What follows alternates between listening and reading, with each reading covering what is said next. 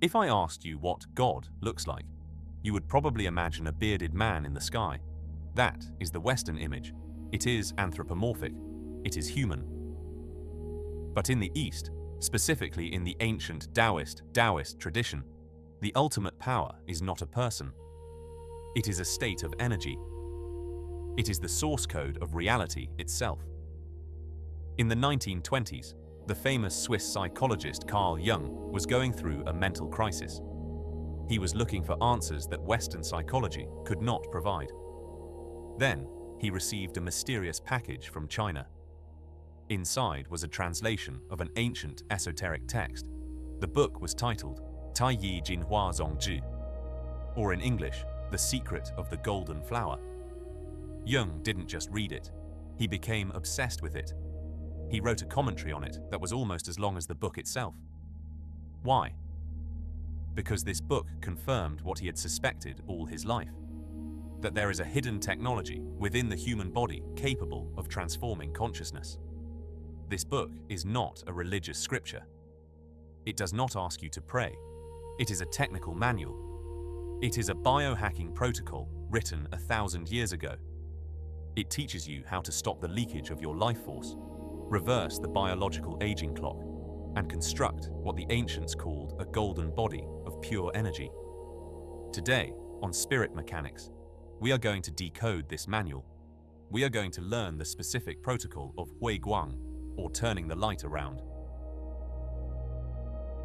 To understand this technique, you first need to understand the architecture of your own soul. The text states clearly that you are not one single entity. You are a dual system. There are two pilots fighting for control of your biological vehicle. Pilot number one is the Shi Shen, or the conscious spirit. This is what modern psychology calls the ego. It resides, energetically, in the region of the heart. It is connected to your sensory organs and your emotions. The Shi Shen is driven by desire, fear, anxiety, and validation. It feeds on dopamine. When you doom scroll on social media for hours, that is the Shi Shen seeking stimulation.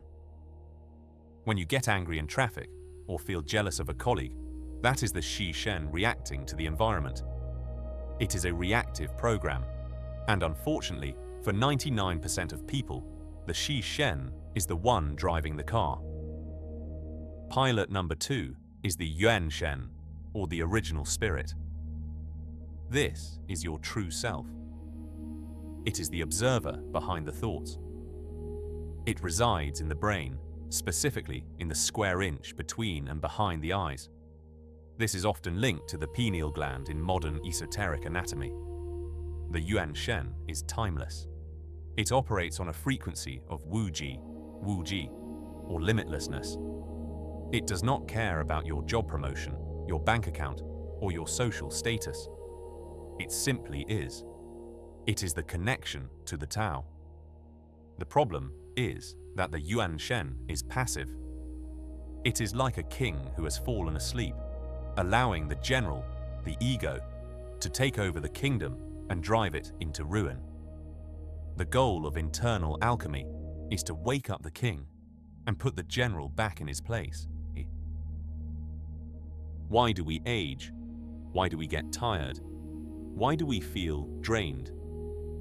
The golden flower offers a radical explanation. It says we are leaking light. The text says, the light of the eyes naturally flows outward. Think of your eyes as the open gates of your fortress.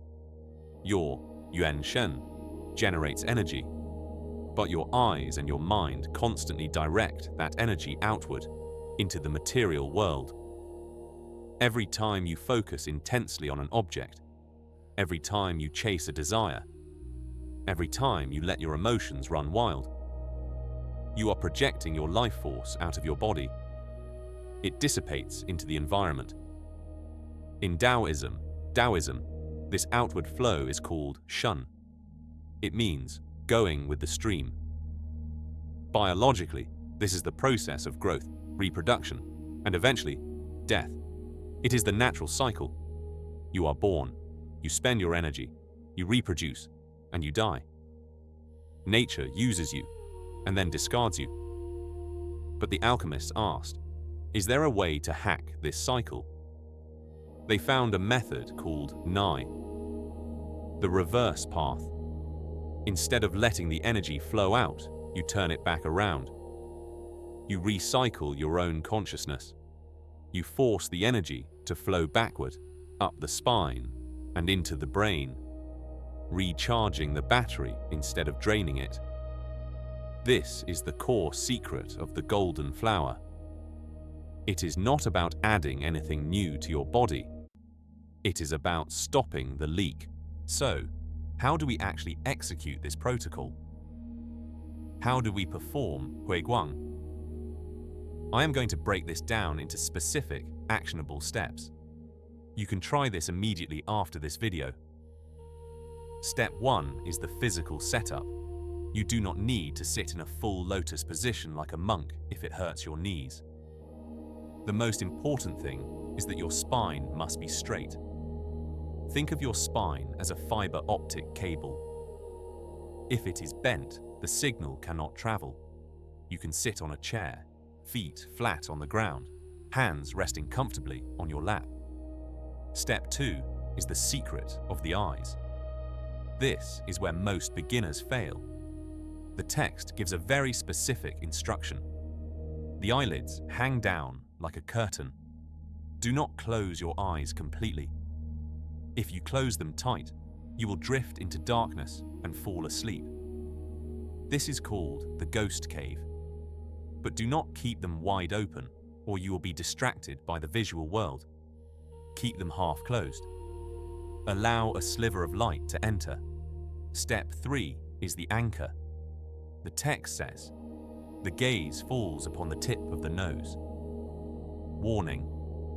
This does not mean you should look at your nose like you are cross-eyed. That will only give you a headache. The nose is just a reference point for alignment. You lower your eyelids and lower your gaze so it naturally aligns with the nose. But your attention, your mental focus, must be turned inward. Imagine you have eyes in the back of your head. You're looking backwards into the center of your brain. You are watching your own thoughts. Step 4 is the breathing. The breathing must be silent. The text says, make the breath so soft that a feather placed in front of the nose would not move. Do not force the breath. Just observe it. Listen to it. When your hearing listens to your breathing, the two energies merge. The light of the eyes and the energy of the breath fuse together in the center of the body. This is not just a mental visualization, it is a physiological change. When you do this correctly, the ancient masters said you will experience the 3 confirmations. These are the signs that your energy is crystallizing. The first sign is golden silence. You might be sitting in a noisy room, but suddenly, the sounds feel miles away. It feels like you are underwater or separated from the world by a transparent veil. You hear everything clearly, but the sound carries no emotional weight. It does not disturb you. You are in the eye of the storm. The second sign is empty chamber producing white. Even though your eyes are half closed or closed, your field of vision will suddenly become bright. It is not a darkness anymore. It is a white glowing fog. It looks like you are sitting inside a cloud or a room lit by soft moonlight. This is the first appearance of the light of the vital spirit. The third sign is the floating body. Your physical body will start to feel soft, warm, and weightless. It feels like high-quality jade or warm cotton. The hard boundaries of your skin seem to dissolve. You cannot tell where your skin ends and the air begins. This indicates that your energy channels are opening and the qi is flowing without resistance. The secret of the golden flower warns us. One day without this practice is one day as a ghost. If we do not consciously reclaim our energy, we are just biological machines. We are slaves to our hormones, our environment, and the algorithms that capture our attention. You don't need to go to the mountains. You don't need to leave your job. You just need to reclaim your square inch. You need to spend 15 minutes a day turning the light around. If you commit to this for 100 days, the text promises a transformation.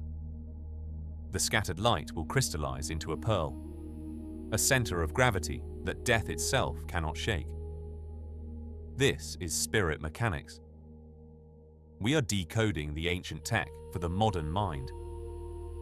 If you want to know what happens in the advanced stages, specifically how to move this energy down into the water wheel and create the elixir, let me know in the comments. Welcome to the resistance.